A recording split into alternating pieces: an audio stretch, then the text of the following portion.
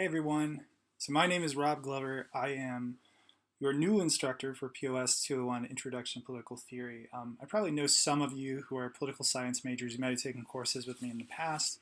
I teach in the Honors College and the Political Science Department at the University of Maine, and I'm going to be taking over this class, POS 201 Introduction to Political Theory, and we are also going to be shifting from a live in-classroom environment to an online environment. So in this video, I'm just going to kind of run through the syllabus. I'll go through some of the logistics of the course, how it's going to work, how it will be slightly different than the course would have been under Professor Palmer. And let me just say at the outset a little bit about the circumstances. Professor Palmer has some medical issues that he's dealing with. Initially thought that he might be able to return, thought that this would be a relatively minor thing, and it's looking like he'll be out a little bit longer. So I was approached and actually yesterday on Friday and asked if I would teach the course. And I've taught this course online and in the classroom a number of times, so I have a lot of the materials ready to go. And I was kind of the natural fit. There is one hitch, which I mentioned in my email, in that I'm teaching abroad this semester. I'm in Santiago, Chile, and so it is not a situation in which I would be able to teach this class live in the classroom.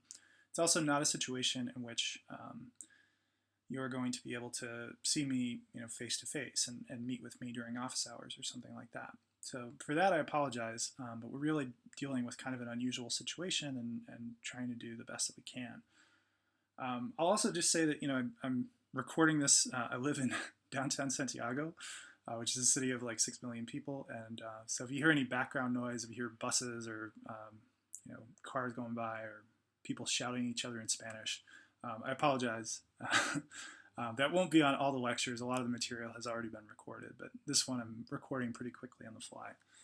So I'm going to say a little bit about the course. First off, on the front page of the syllabus, you have my contact info. Really, email is the best way to get in touch with me. It's difficult to call internationally. I am available for office hours if you absolutely have to talk to me personally. We can set up a time for us to do like Google Hangouts or Skype or FaceTime or whatever it is that you use. I'm available through all those means. But it's a bit of a challenge, mainly because of the timing. It would probably have to be like in the early evening for me. So if it's absolutely necessary, we can do that. If it's something we can work out through email, I can be pretty responsive to folks through email. And if you just have general questions and you want to talk to somebody about something in the department or major requirements, if you're a political science major, by all means, shoot me an email and I can connect you with either our amazing administrative specialist, Debbie Grant, or one of my colleagues. So there won't be regular office hours. You won't actually be able to meet with me face to face, but if there are exceptional circumstances, we can probably set something up through Hangouts or Skype or FaceTime or whatever it is that you use. The course content and the lectures and all of the material is available through Blackboard. And so what I'll do in a few minutes is hop on a Blackboard and actually show you where all of that stuff is. I find with online courses, usually the issue that students run into is just kind of not being familiar with the logistics and what they're expected to do and how to access it. And so if we can go through that at the outset and everybody's clear on where everything is and how everything is going to work, then you'll be in a much better position to succeed in the course. So the course, as I'm sure Professor Palmer has probably mentioned, is political theory. It is the realm of political thought. It is normative, and we're going to talk about what that means in some of the initial lectures, but really what we're talking about when we frame normative questions is not necessarily what is. We're not trying to predict what will happen necessarily. We're focused on the realm of the ideal. What is the perfect democratic system? What is the ideal of justice that we want to achieve? So it's more philosophical, it's more abstract. It doesn't ignore the world as it is. Some of the best political theory is in fact responding to injustice that it sees in the world, or responding to corruption and imperfection that it sees, but it is attempting to craft some sort of vision of what could be, what ought to be. So, Professor Palmer and I teach the course in very different ways, right? So he has more of an approach where he focuses on a single text, and it's a very, very close read. And there's certainly merit in that. I tend to focus more on exposure to broad ideas, trying to cover as much ground as we can, and expose you to really consequential ideas from the range of historical periods and thinkers that one could encounter in political thought. So we start in the same place. We start with the Greeks and Socrates, but we end up actually in the contemporary period, and we cover it. We cover a lot more ground. So that, by necessity, means that you need a different syllabus. You need a different text. The course is changing, and I apologize for that, but there's really no way around it. What I will say to you is that the text for the course, the required readings, you will not need to purchase new books. So these books that are listed on the syllabus, if you absolutely want to have a hard copy, then you are free to buy them, and they're really inexpensive. These are not expensive books. So the context, I think, is about $15. The Bellamy text is a couple dollars if you get a used copy. So you're not going to have to buy new books. We'll make them available electronically, and the texts that you need for the initial weeks are already available on Blackboard. But it will be a bit of a different approach. And so, I'm not sure how far you got with Professor Palmer in terms of reading and lectures and stuff like that, but we'll be taking kind of a turn and approaching it in a different way. All right, so grading and requirements for the course. All of the grading, all of the examination, any assignment you turn in will be done through Blackboard. And so in this course, you have a midterm and a final exam. That's half of your grade, okay? It's pretty straightforward. You get a study guide well in advance of the exam. In fact, the study guides are already up on Blackboard, so if you want to take a look at those and see what you'll be asked to do on the exam, you can do that now. And the midterm falls, it's, I think, about a week after the spring break. It's all in the course schedule. The final exam is during finals week, and that you can access through Blackboard. That will be available through Blackboard. The other elements, you write a paper for this class. It's a short paper. It's 4 to 5 full double-spaced pages on a film that is available through the Blackboard site to stream. A foreign film. It's called The Educators. It's a few years old at this point. It aligns really well with some of the questions that we'll be looking at in the second half of the course. And so, the film itself is really about these young, 20-somethings that are dissatisfied with their society. They develop this relatively creative way to voice their frustration and take some steps that are illegal and, kind of threatening, and end up in a bad place, have to make some difficult decisions that really force them to question their political motivations, the goals that they're trying to achieve, the nature of political resistance. It's a great, great film. It's not boring. You'll enjoy it. And then there are 2 questions. You choose one, and one asks you about the nature of political resistance. The other asks you about kind of the economic system and how it impacts us psychologically, and whether or not the different characters in the film are emblematic of those psychological impacts. So that's 30% of your grade, and that will be due in late April. So it's not due immediately. You have a few months before you're actually writing a paper for this class. And then the last element is participation in online discussion, which is worth 20% of your grade. So I'll scroll down to all this stuff that I'm scrolling through. You should read. You should read the entire syllabus really closely.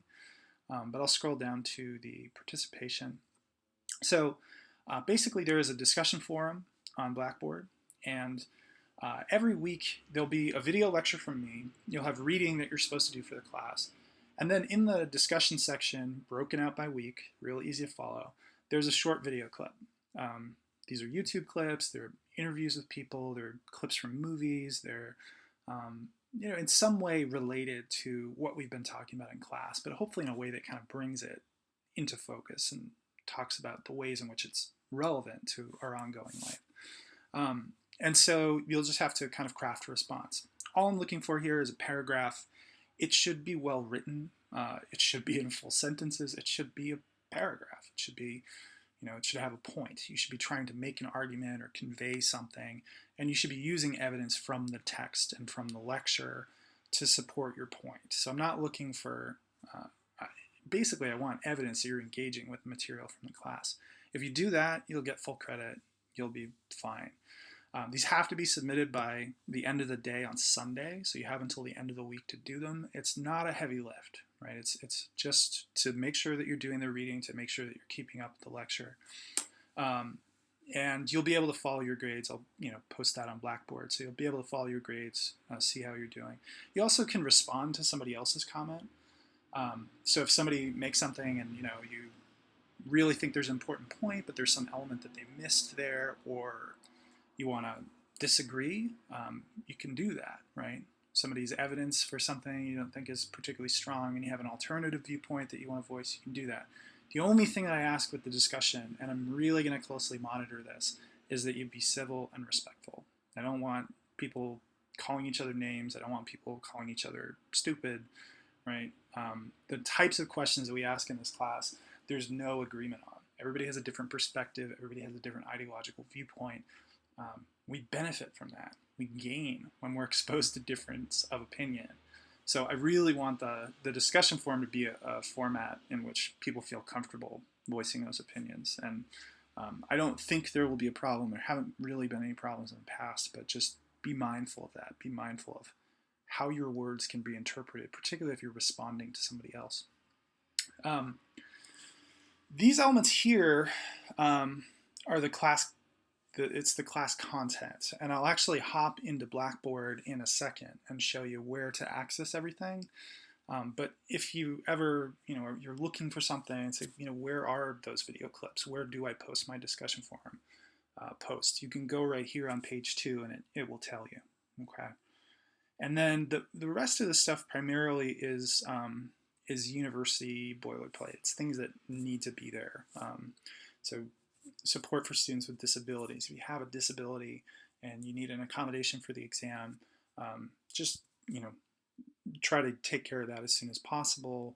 Things about academic honesty, the university sexual discrimination reporting policy, and a reminder that I am in fact a mandatory reporter. So if information is revealed to me about sexual harassment, sexual assault, abuse, things like that, I'm required to report that information. And there are resources here if you want to talk to people about those experiences, both confidential and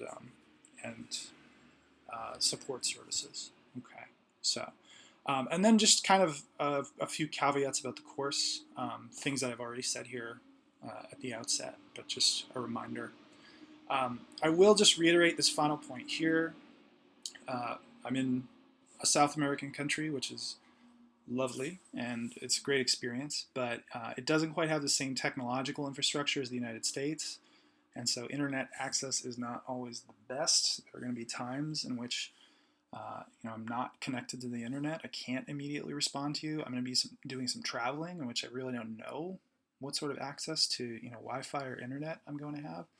So if you expect an immediate response or you need an immediate response, you might need to contact the department administrative specialist. And I'm going to do everything I can to ensure I get back to you as quickly as I can, that everything gets graded as promptly as I can. But sometimes there's going to be situations in which I just can't. So I just ask you to be understanding of that and patient, and I'll do my best. Okay. Lastly, the class schedule. We are in week 4, and we're starting off talking about political theory and its relationship to the discipline of political science. You have a piece that's available online that you should read this coming week by Isaiah Berlin, talking about whether or not political theory still exists. There is a lecture available on Blackboard about this topic.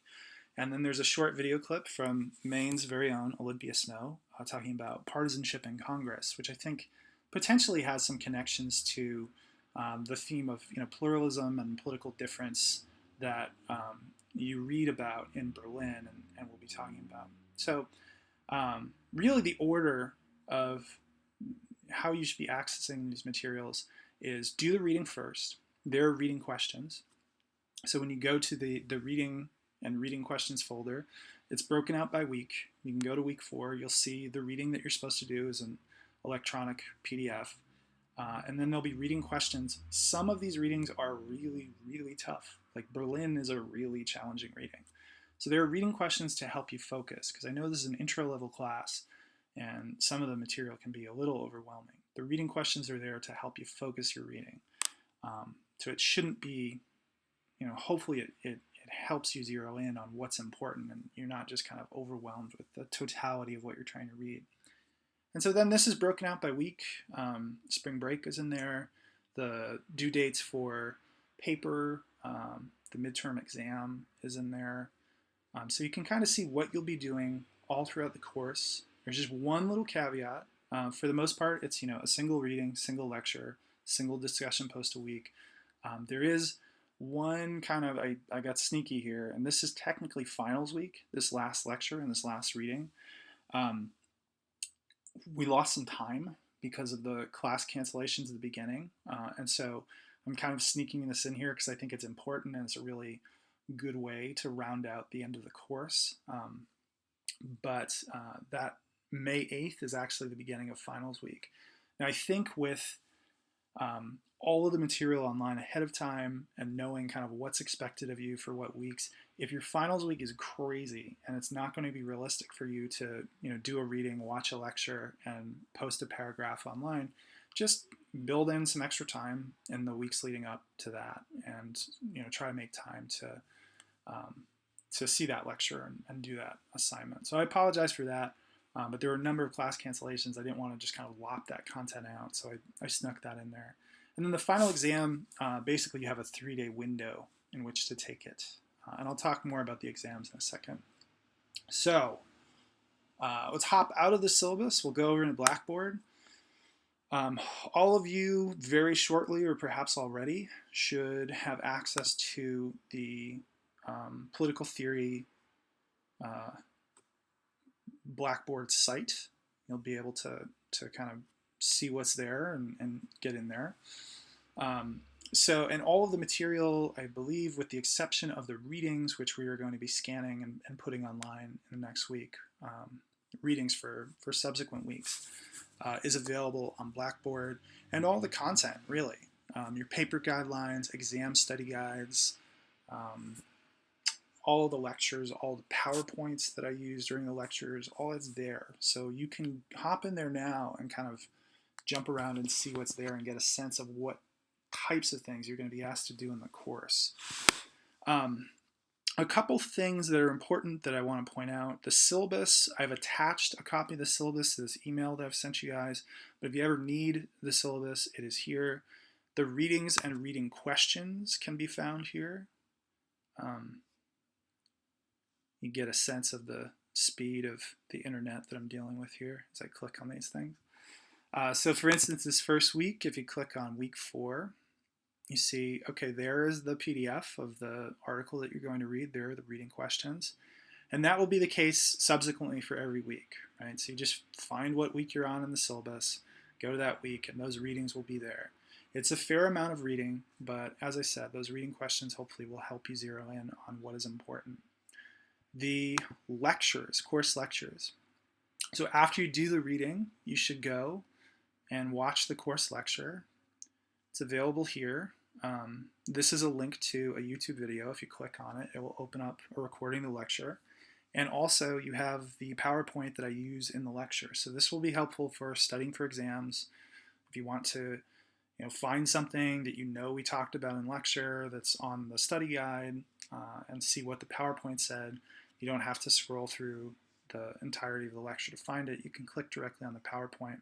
And again, that's the case for all of the weeks. Okay. The discussion board, right? So after you've listened to the lecture, after you've done the reading, you should go and do your weekly discussion post, just a paragraph. So if you go into the discussion board and click on weekly discussion posts, you should see something like this. First week, you'd click on that. And there will always be an opening post from me. And the link to the short clip that I want you to watch is embedded in that post. So on this first week, you're watching a clip from Olympia Snow, and there's an opening question. To respond to post your discussion post for the week, you just hit reply, and it will reply to this thread. Don't start new threads. Don't, just hit reply and respond to the thread. You can compose your post outside of this format if you want to do it in Word or something like that, and then paste it in. You can totally do that. And as I said, just remember to be respectful and civil. And particularly if you're responding to somebody else or you're disagreeing with somebody, just be civil. And as I said, this is due the Sunday of that week by the end of the day, by 11:59 p.m. Okay. And again, that's broken out by week. The paper guidelines and exam study guides are all already in Blackboard. So here you have your midterm exam study guide, your final exam study guide. This is the paper assignment for the educators, the film that you're going to watch. And there's a link to the full film right here. So you don't have to go find the film. It's not on reserve. It's a streaming version of the film. Quality is pretty good. So you can watch it straight from there. When you submit the assignment, you'll do so through Blackboard. When you submit the paper assignment, that's right here. You would just click on this, attach it as a PDF, attach it as a Word document. Please don't do pages or RTF or anything like that. Just a PDF or a Word document is fine, and that will be pretty straightforward. That's April 24th that's due, so almost the end of the semester. Exams are conducted online as well. I don't know that you will be able to see this. I think only I can see this at this point. The exam becomes available on the day that you have the exam as it's listed in your syllabus. So the midterm exam is on Friday, March 24th. If you go to the Blackboard page anytime after midnight on March 24th, you'll see there'll be an announcement with a direct link to this, or if you go to this exams tab, this will be available. You'll be able to click on this, go in, take the exam. The exam is timed. So for the 201 midterm, you have 90 minutes. After 90 minutes, it doesn't kick you out of the exam, but it lets me know that you went over time, and there will be point deductions. The exams are open notes. They're open book. You get a very detailed study guide ahead of time. So take your time with it. Use as much time as you want. Don't rush through it. But you want to be sure that you're in a place in which you can concentrate, right? So don't try to do this in a union with chaos swirling around you. Try to be in some place that you would be focused and ready to really do well in this exam. And also you want to be in some place that has good, stable internet access. So someplace that you're not going to lose internet access, and then that's going to create problems for submitting the exam, or you'll end up submitting a half-completed exam. Those things inevitably happen. If you can go someplace in which the internet access is pretty stable, the Wi-Fi is good, whatever that might be, try to take it there. Okay. And then I think that's it. So my grades, I haven't gone and actually set up the grading spreadsheet yet, but I will be doing that soon. And there, when you click on my grades, you'll just be able to follow how you're doing in the course, and it will give you a running course average, which is everything that you've submitted that's been graded so far. What is your overall running course average at this point? It's important to keep in mind that some of the things that you do later in the semester are really significant portions of your grade. So if you don't do so hot on or one of your discussion posts, or there's a grade that's less than ideal early on in the semester, and that course average doesn't look so great, it will get better, provided that you put in the work on some of those later, more consequential assignments. And I think that's really it, right? So I encourage you, hop on Blackboard, make sure that you have access to this, and also kind of move through the different material that's here, make sure that you know how to access everything and that everything in the syllabus is clear to you. And like I said, if you have any questions, shoot me an email, and I'm happy to field those questions. But I think that's it for now. As I said in my email, it's a bit of an unusual circumstance to take over a course, 3 weeks into the semester and to kind of revamp things in this way. And so it's been a little chaotic and strange, and I'm sure this has been a chaotic and strange experience for all of you. But regardless of that, I'm really looking forward to this class. This is one of my favorite classes to teach. This is the area in which I think really important questions are asked, and this is a good time to ask them. So I'm looking forward to this class, and I try to, these clips that you're responding to in discussion sections, the examples that I bring up in the course lectures some of them are kind of lighthearted. I try to keep it light. I try to keep it fun. Hopefully it engages you. And the most important thing, I think, with political theory is that you see the relevance of it. A lot of people say, oh, that was interesting, but I don't understand how that applies to the real world. What I really try to do with this course is show you this is the concrete way in which this corresponds to the real world. These sorts of questions have important implications for everything that we do in politics today. So I'll wrap up there. As I said, if you have any questions, feel free to shoot me an email, and I look forward to seeing you and interacting with you online. Thanks.